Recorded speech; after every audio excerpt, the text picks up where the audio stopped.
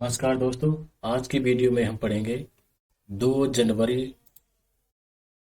2023 का current affair. चलिए शुरू करते हैं। पहला प्रश्न है, भारत अपनी पहली अपशिष्ट से हाइड्रोजन परियोजना कहाँ पर स्थापित करेगा? तो इसका राइट आंसर है पुणे। भारत अपनी पहली अपशिष्ट से हाइड्रोजन परियोजना पुणे में स्थापित करेगा।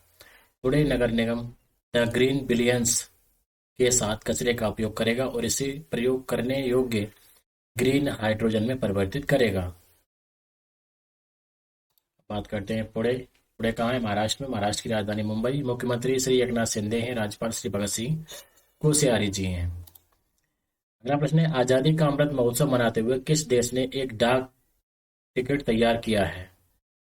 तो किसने तैयार किया है? सर्बिया ने किया है। सर्बिया की राजधानी है बेलग्रेड। प्रधानमंत्री एना बर्नाबेक। राष्ट्रपति अलेक्जेंडर वसिक।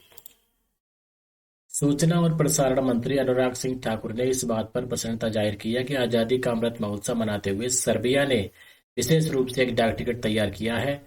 श्री ठाकुर ने ट्वीट संदेश में इसे भारत की सॉफ्ट पावर का विस्तार और वैश्विक मान्यता का प्रमाण बताया है। अगला प्रश्न है, चीन के नए विदेश मंत्री कौन बने हैं? तो उनका नाम है किन गांग। किन गांग। चीन की राजधानी बीजिंग है। वर्तमान राष्ट्रपति कौन है? Xi Jinping. अमेरिका में चीन के राजदूत किन गांग को देश का नया विदेश मंत्री नियुक्त किया गया है। 13वीं नेशनल पीपुल्स कांग्रेस की स्थायी समिति ने यह निर्णय लिया है। 56 वर्षीय किन गांग वांग यी की जगह लेंगे, जो अब चीन की कम्युनिस्ट पार्टी की केंद्रीय समिति के पॉलिटिकल ब्यूरो के सदस्य और स्टेट काउंसलर हैं। अगला प्रश्न है, क्रिस्टियानो रोनाल्डो ने दिसंबर 2022 में किस फुटबॉल क्लब के साथ 2.5 साल का अनुबंध किया है? तो उस फुटबॉल क्लब का नाम है अल नसर। अल नसर। क्रिस्टियानो रोनाल्डो ने सऊदी अरब के क्लब अल नसर के साथ 2.5 साल का करार किया है। हाल ही में उन्होंने मैनचेस्टर यूनाइटेड क्लब छोड़ा था। मैनचेस्टर यूनाइटेड से पहले वह रियल मैड्रिड क्लब के साथ थे। कतर में खेले गए फीफा 2022 में उन्होंने 1 गोल किया और विश्व कप में कुल मिलाकर 15 गोल किए हैं। उनका गृह देश कौन सा है? पुर्तगाल। बात करते हैं पुर्तगाल की राजधानी लिस्बन है। प्रधानमंत्री एंटोनियो कोस्टा है और राष्ट्रपति कौन है? Marcelo Rebelo de Sousa. अगला प्रश्न है, नए साल पर 1 जनवरी को कौन सा दिवस मनाया जाता है? तो वैश्विक परिवार दिवस हम 1 जनवरी को मनाते हैं। हर साल 1 जनवरी को विश्व पारिवारिक दिवस मनाया जाता है। इसे विश्व शांति दिवस भी कहा जाता है। इस दिवस के माध्यम से लोगों में वैश्विक एकता और सद्भाव के विचारों को बढ़ावा दिया जाता है।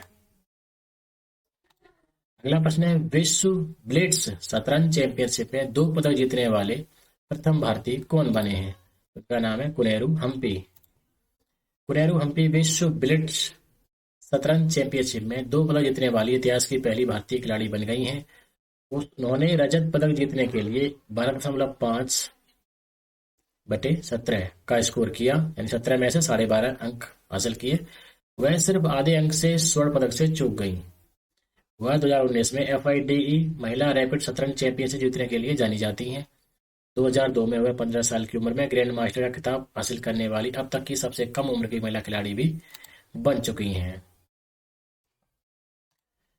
29 दिसंबर को ब्रह्मोस एयर मिसाइल के एक्सटेंडेड रेंज वर्जन को किस जहाज से लक्ष्य पर सफलतापूर्वक दागा गया? उस जहाज का नाम है Su-30 MKI विमान। ब्रह्मोस मिसाइल के विस्तारित रेंज संस्करण का बंगाल की खाड़ी में Su-30 MKI लड़ाकू विमान से सफलतापूर्वक परीक्षण किया गया। परीक्षण भारतीय वायुसेना द्वारा किया गया था। विस्तार रेंज संस्करण में 350 किलोमीटर की दूरी पर स्थित लक्ष्यों को भेजने की क्षमता है। मिसाइल का वजन 2.65 टन है। ब्रह्मोस Su-30 MKI पर तैनात किए जाने वाला सबसे भारी हथियार है, जिसे HAL द्वारा ऐसी हथियार प्रणाली को ले जाने के लिए संशोधित किया गया था। ब्रह्मोस ब्रह्मपुत्र और मोस्कवा नदियों का संयोजन है। तो ब्रह्मोस मिसाइलों को ब्रह्मोस एरोस्पेस द्वारा डिजाइन, विकसित और निर्मित किया गया है। ब्रह्मोस एरोस्पेस DRDO और रूस द्वारा स्थापित एक संयुक्त उद्यम कंपनी है। भारत निर्वाचन आयोग ने किनके लिए remote electronic voting machine RBM विकसित की है? तो घरेलू प्रवासी कामगार के लिए। बहुत इंपॉर्टेंट क्वेश्चन है ये।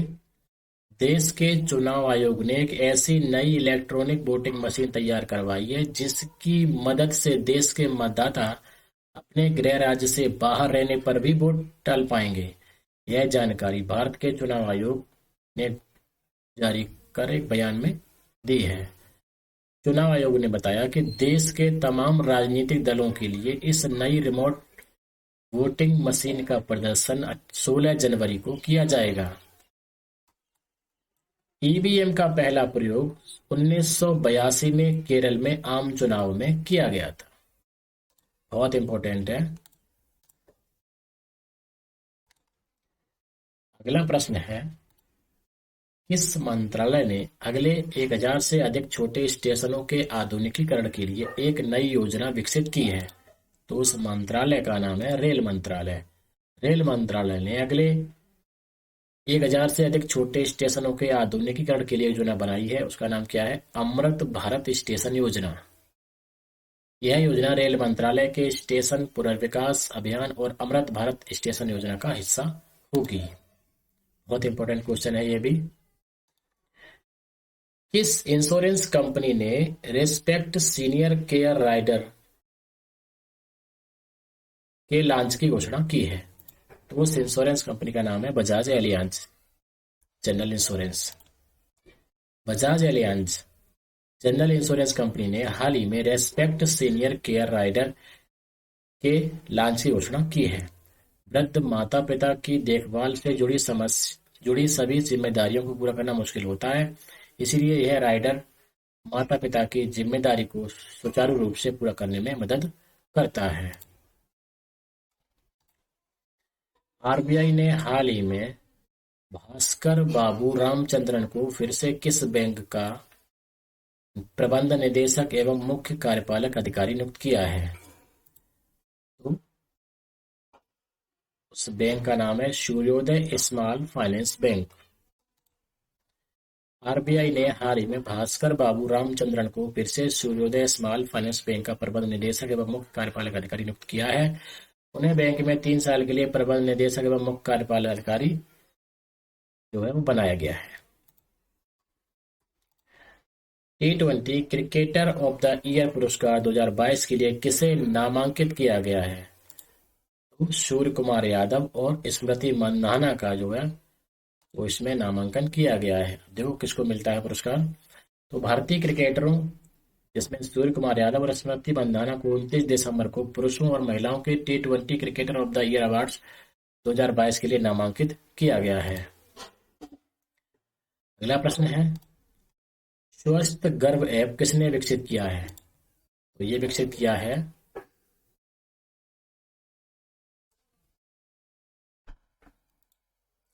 स्वस्थ गर्भ ऐप को आईआईटी रुड़की और एम्स ने गर्भवती महिलाओं के लिए विकसित किया है। इसका राइट आंसर क्या है? आईआईटी रुड़की और एम्स इन्होंने संयुक्त रूप से किया है। मोबाइल ऐप गर्भवती महिलाओं को प्रसव पूर्व देखभाल और वास्तविक समय पर चिकित्सा सहायता प्रदान करता है। ऐप मुफ्त में उपलब्ध है। यह गर्भवती महिलाओं को समय पर प्रसव पूर्व देखभाल सुनिश्चित करने, हर नैदानिक परीक्षण की रिकॉर्डिंग और दवा के पालन में सुधार करके सहायता करता है। यह ग्रामीण क्षेत्रों में महिलाओं और उन लोगों के लिए भी महत्वपूर्ण उपकरण हो सकता है जिनकी डॉक्टरों तक आसान पहुंच नहीं है। तो इसका राइट आंसर है आईआईटी रुड़की और एम्स। आईआईटी रुड़की और एम्स।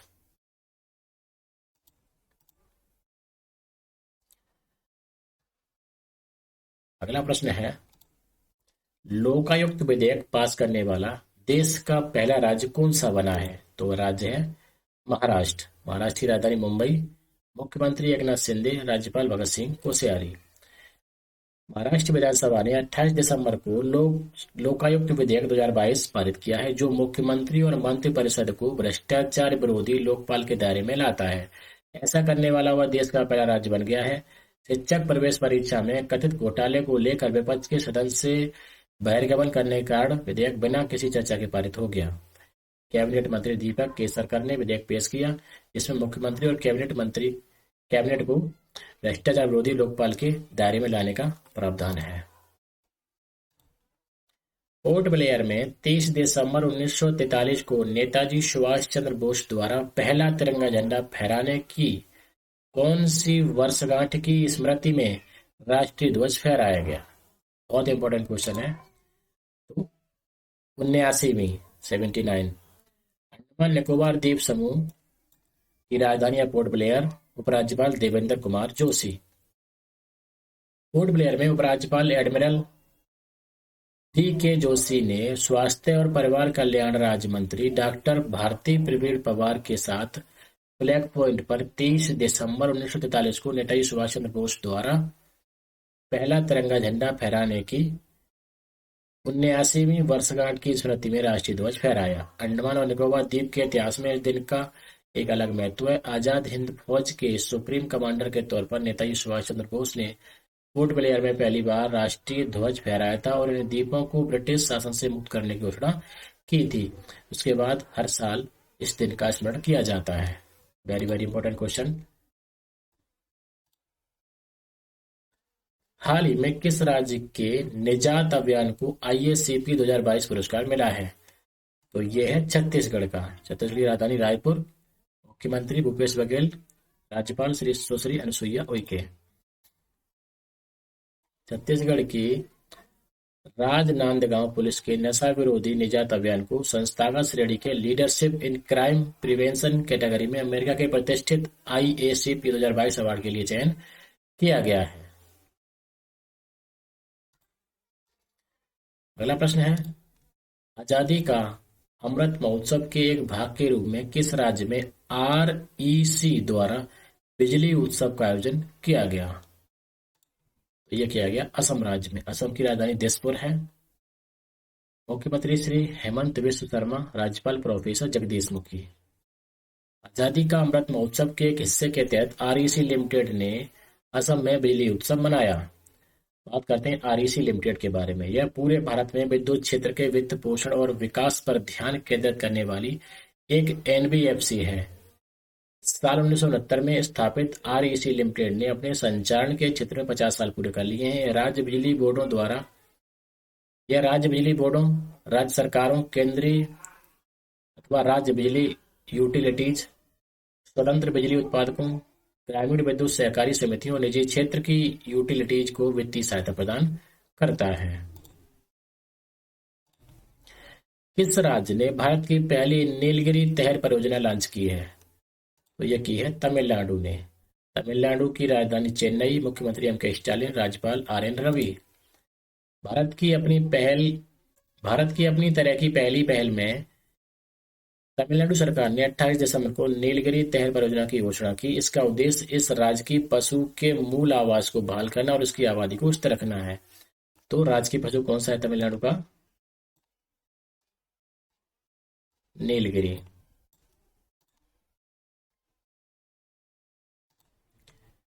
उपभोक्ताओं को कोयले की दैनिक आपूर्ति बढ़ाने के लिए किस राज्य में 14 किलोमीटर लंबे अंगुल बलराम रेल लिंक का उद्घाटन किया गया? तो यह किया गया उड़ीसा में। उड़ीसा की राजधानी भुवनेश्वर। मुख्यमंत्री नवीन पटनायक, राज्यपाल प्रोफेसर गणेशी लाल। केंद्रीय कोयला मंत्री प्रहलाद जोशी ने उड़ीसा में 300 करोड़ रुपए की लागत वाली अंगुल बलराम रेल लिंक का उद्घाटन किया। इस रेल लिंक के शुरू होने से केरल के अंगुल जिले के तलचर कोल फील्ड से कोयला आसानी से निकाला जा सकेगा। अगला प्रश्न है, किस IIT संस्थान ने वार्टन QS री इमेजिंग एजुकेशन अवार्ड 2022 जीता है? तो यह जीता है IIT मद्रास ने। ये कहाँ है? तमिलनाडु में, राजधानी चेन्नई। मुख्यमंत्री M.K. स्टालिन, राज्यपाल R.N. रवि। भारतीय औद्योगिक संस्थान मद्रास ने वार्टन QS री इमेजिंग एजुकेशन अवार्ड्स, जिसको शिक्षा का ऑस्कर भी कहते हैं, इसमें महत्वपूर्ण पहचान बनाई है। डेटा साइंस और एप्लीकेशन में BS ने सर्वश्रेष्ठ ऑनलाइन कार्यक्रम श्रेणी में रजत जीता, जबकि IIT और IISc की संयुक्त पहल NPTEL national programme on technology enhanced learning ने आजीवन सीखने की श्रेणी में स्वर्ण पदक जीता। इस अवार्ड के बारे में बात कर लेते हैं। तो वाटन क्यूएस री इमेजिंग एजुकेशन अवार्ड्स क्या है? वाटन क्यूएस री इमेजिंग एजुकेशन अवार्ड्स जो है वो शिक्षा के क्षेत्र में सबसे प्रतिष्ठित पुरस्कार माना जाता है और यह उन संस्थानों और व्यक्तियों को दिया जाता है जिन्होंने इस क्षेत्र में महत्वपूर्ण योगदान दिया है। यह पुरस्कार आईआईटी मद्रास द्वारा प्रदान की जाने वाली उच्च गुणवत्ता वाली शिक्षा और सभी के लिए शिक्षा तक पहुंच प्रदान करने की संस्थान की प्रतिबद्धता का एक वसीयतनामा है। तो दोस्तों, आज के इस वीडियो में इतना ही। जय हिंद, जय भारत।